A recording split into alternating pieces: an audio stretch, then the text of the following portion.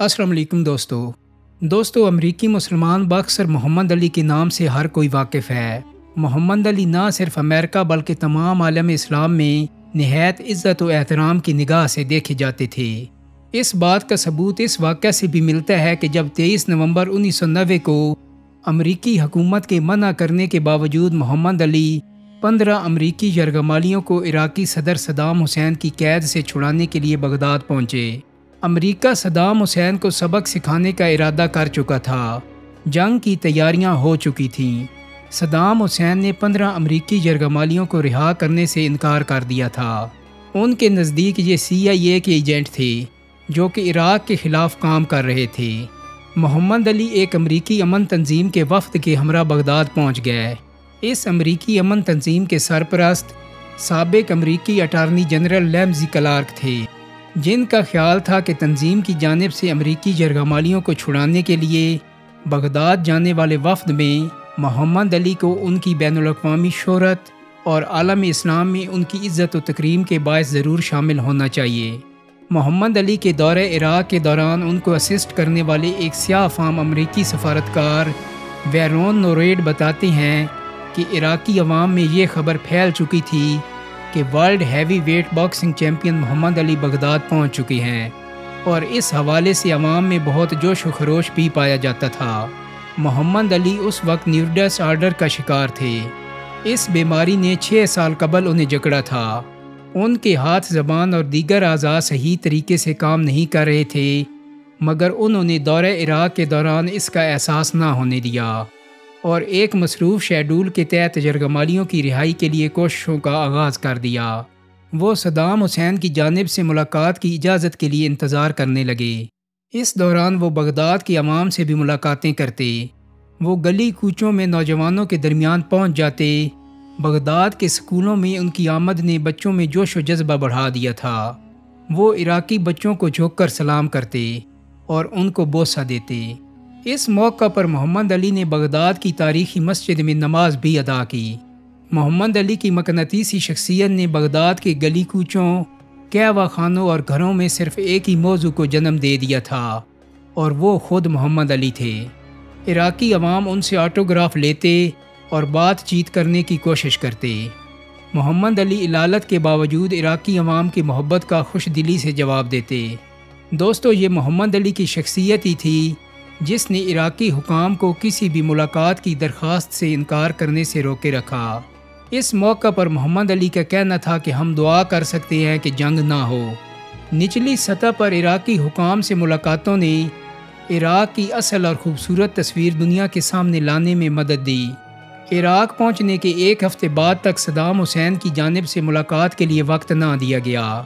मोहम्मद अली की हालत ख़राब हो रही थी, मगर वो इराक़ में ही मौजूद रहे और अद्वियात जो डॉक्टरों ने उन्हें तजवीज़ की थी इस्तेमाल करते रहे। दोस्तों, फिर वो वक्त आन पहुंचा।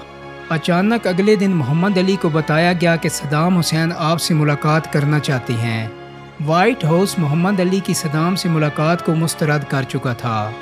वाइट हाउस के मुताबिक ये एक डिक्टेटर को दुनिया के सामने काबिल कबूल बनाने का जवाज़ फराहम करने के मुतरादिफ होगा। मोहम्मद अली सदारती महल में सद्दाम हुसैन के सामने पहुंच चुके थे। रवायती मुआयनके के बाद गुफ्त व शनीद का दौर चला। सद्दाम हुसैन ने मोहम्मद अली पर वाज़िया किया कि ये अफराद इराक़ को इंतहाई मतलूब अफराद में शामिल हैं। मोहम्मद अली ने सद्दाम हुसैन को यकीन दिलाया कि वो यरगमाली अमरीकियों को वापस अमरीका लेकर जाएंगे और दुनिया को असल सूरत हाल से तमाम तर सच्चाई के साथ आगाह करेंगे।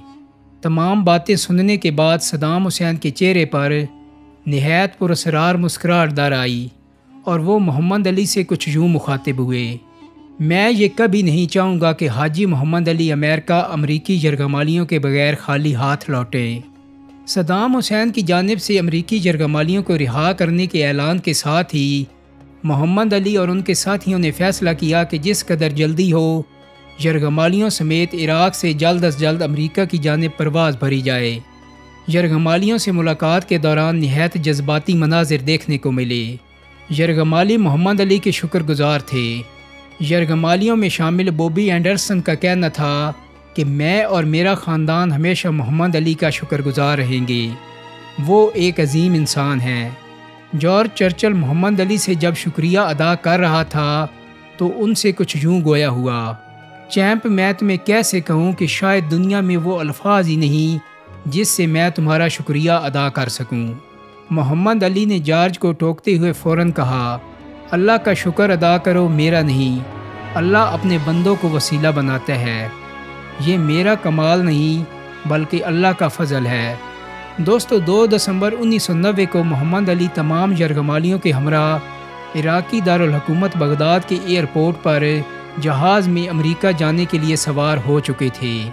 4 महीने इराकी कैद में गुजारने वाले अमेरिकी यरगमालियों के चेहरे खिल रहे थे। वो बहुत खुश थे।